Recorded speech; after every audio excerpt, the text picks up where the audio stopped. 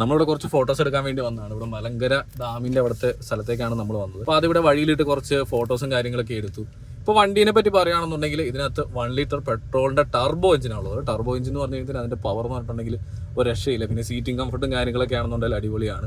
ഇതിനകത്ത് എനിക്ക് ഏറ്റവും ഇഷ്ടപ്പെട്ടതെന്ന് വെച്ചിട്ടുണ്ടെങ്കിൽ ഇതിനകത്ത് വെന്റിലേറ്റഡ് സീറ്റ് ഉണ്ട്. അപ്പോൾ അതുകൊണ്ട് തന്നെ നിതംബങ്ങൾക്കൊക്കെ നല്ല സുഖമാണ്. അധികം നേരം ഇച്ചിരി ലോങ് ഒക്കെ ഓടിക്കണമെന്നുണ്ടെങ്കിലും ഒരു പ്രശ്നമില്ല. അപ്പോൾ നമ്മളുടെ കയ്യിലുള്ളത് ഓട്ടോമാറ്റിക് ആണ്. ഏകദേശം 7 ലക്ഷം രൂപ മുതൽ ഒരു 18 ലക്ഷം രൂപ വരെ ഇതിൻ്റെ പല വേരിയൻറ്റുകൾക്കായിട്ട് വിലയും വരുന്നുണ്ട് കേട്ടോ. പിന്നെ അത്യാവശ്യം നല്ല പവർഫുൾ എഞ്ചിനാണ് ഇതിനകത്ത് ഇരിക്കുന്നത്. അത്യാവശ്യം നല്ല മൈലേജും ഉണ്ട്. ഒരു 19 വരെയാണ് കമ്പനി പറയുന്ന മൈലേജ്. ഈ വണ്ടിക്കകത്ത് എനിക്ക് ഏറ്റവും ഇഷ്ടപ്പെട്ട ഒരു ഫീച്ചർ എന്ന് പറഞ്ഞിട്ടുണ്ടെങ്കിൽ ഇതിനകത്ത് നമുക്ക് പാഡിൽ ഷിഫ്റ്റ് യൂസ് ചെയ്യാൻ പറ്റും. എന്നല്ലേ വണ്ടി ഇപ്പം സെക്കൻഡിലാണ് പോണത്. കാല് കൊടുത്തു, തേർഡ് ഇട്ടു, ഫോർത്ത് ഇട്ടു. വാവ്.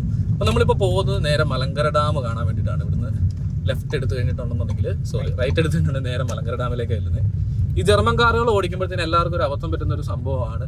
ഇതിനകത്ത് നമ്മൾ വൈപ്പറിൻ്റെയും അതുപോലെ തന്നെ ലൈറ്റിൻ്റെ സ്വിച്ച് മാറിപ്പോകുന്നുള്ളത്. അപ്പോൾ ഇവിടെ കാണുന്നതാണ് മലങ്കര ഡാം. അപ്പോൾ നമ്മളിവിടെ നിന്ന് ഇറങ്ങിയിട്ട് കുറച്ച് ഷൂട്ടും കാര്യങ്ങളൊക്കെ എടുത്ത് ജസ്റ്റ് ഓടിച്ച് നോക്കാൻ വേണ്ടിയിട്ട് ഒന്നുകൂടെ വന്നേ ഉള്ളൂ. അപ്പോൾ സംഭവം മൊത്തത്തിൽ അടിപൊളിയാട്ടോ. ഇതിൻ്റെ സ്റ്റിയറിംഗ് വീലാണ് ഏറ്റവും രസം. എനിക്ക് ഭയങ്കര രസമായിട്ട് തോന്നി.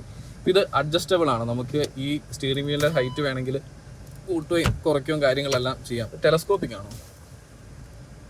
ടെലസ്കോപ്പിംഗ് കൂടിയാണ്. അതായത് നമുക്ക് നമ്മുടെ അതുകൊണ്ട് തന്നെ നമുക്ക് സ്റ്റിയറിംഗ് നമ്മുടെ അടുത്തേക്ക് അടുപ്പിക്കണം എന്നുണ്ടെങ്കിലും സംഭവം എളുപ്പമാണ്. അപ്പോൾ എനിക്ക് ഒത്തിരി എൻ്റെ അടുത്തേക്ക് ഇരിക്കുന്ന ഇഷ്ടമില്ല. അതുകൊണ്ട് ഞാൻ ഈ സാധനം അങ്ങ് താത്തി വെച്ചേക്കാം. അപ്പോൾ അതുകൊണ്ട് നമുക്ക് പല രീതിക്ക് നമുക്ക് ഈ സാധനം ഓടിക്കാം. നമുക്ക് വേണമെന്നുണ്ടെങ്കിൽ ഇത് പൊക്കുകയും ചെയ്യാം, താത്തുകയും ചെയ്യാം, അടുത്തേക്കും കൊണ്ടുവരാം. ഇതാണ് ടെലസ്കോപ്പിക് സ്റ്റിയറിംഗ് എന്ന് പറഞ്ഞിട്ടുണ്ടെങ്കിൽ. പിന്നെ റിവേഴ്സ് ഗിയർ ഇടുന്നുണ്ടെങ്കിൽ ഇവിടെ മുകളിൽ നിൽക്കിയിട്ട് നേരെ ഫ്രണ്ടിലേക്ക് തള്ളിയാൽ മതി. ഇപ്പോൾ റിവേഴ്സ് ഗിയറിലെ വണ്ടി കിടക്കുന്നത്. ഇതിനകത്ത് നമുക്ക് ഓട്ടോമാറ്റിക് ക്യാമറയും കാര്യങ്ങളുണ്ട്, റിവേഴ്സ് സെൻസറും അതുപോലെ തന്നെ ക്യാമറ ഉണ്ട്. അപ്പോൾ അതുകൊണ്ട് നമുക്ക് റിവേഴ്സ് എടുക്കാനൊക്കെ ആയിട്ട് വളരെ സിമ്പിളാണ്. ഇപ്പോൾ അതിൻ്റെ മീറ്റർ കൺസോൾ നമുക്ക് അതിൻ്റെ പല വേർഷൻസ് നമുക്ക് ഇവിടെ കാണാനായിട്ട് പറ്റും. അപ്പോൾ നമുക്ക് സ്പീഡോമീറ്ററോ അല്ലെങ്കിൽ ടാക്കോയോ ഡിജിറ്റൽ ക്ലസ്റ്ററോ ഏത് വേണമെങ്കിലും നമുക്ക് സെറ്റ് ചെയ്ത് വെക്കാം. പിന്നെ കുറേ അധികം ഡയലുകളും ബട്ടണുകളും നമുക്ക് പലതും കസ്റ്റം ചെയ്ത് വെക്കാൻ പറ്റും. ഇത് വോളിയത്തിൻ്റെ ഇത് കാര്യങ്ങളുടെ എല്ലാം ഉണ്ട്. പിന്നെ ഇവിടെയാണ് ഇതിൻ്റെ ലൈറ്റും സ്വിച്ചും കാര്യങ്ങളൊക്കെ വരുന്നത്.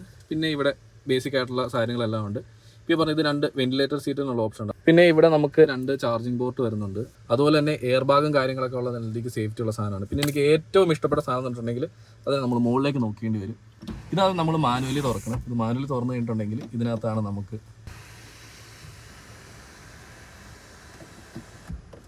തുറക്കുകയും ചെയ്യാം, അടക്കുകയും ചെയ്യാം. പിന്നെ വണ്ടിയെ പറ്റി മൊത്തത്തിൽ പറയുകയാണെന്നുണ്ടെങ്കിൽ സംഭവം കൊള്ളാം, എനിക്കിഷ്ടപ്പെട്ടു. അപ്പോൾ എന്തായാലും ഒന്ന് പൊളിച്ച് ഓടിച്ച് നോക്കട്ടെ. നമുക്ക് ഈ വണ്ടി കിട്ടിയത് തൊടുപുഴയിലെ EVM മോട്ടോ കണക്ട് ചെയ്യുന്നതാണ്. നമ്മളവിടുത്തെ ബ്രീജിത്തേട്ടനാണ് നമുക്ക് ഈ വണ്ടി റെഡിയാക്കി തന്നത്. നമ്മളവിടെ അടുത്തൊരു കടയിൽ ഷോപ്പിങ്ങിന് വേണ്ടി ചെന്നായിരുന്നു. അന്നേരത്തേനാണ് നമുക്ക് ഈ വണ്ടി ഇങ്ങനെ ഉണ്ട്, അപ്പോൾ അതിൻ്റെ നാളെ ഇനാഗുറേഷനാണ് നമ്മളവിടെ ഇൻവൈറ്റ് ഒക്കെ ചെയ്തിട്ടുണ്ട്. അപ്പോൾ നാളെ എന്തായാലും നമുക്ക് അങ്ങോട്ട് പോകണം. ഇതിനകത്തൊരു നോർമൽ ഡ്രൈവ് മോഡ് മാത്രമല്ല, ഒരു സ്പോർട്സ് മോഡ് കൂടി ഉണ്ട്. അപ്പോൾ നമ്മൾ സ്പോർട്സിലേക്ക് വന്നിട്ട് ഒന്ന് കാല് കൊടുത്ത് നോക്കാം.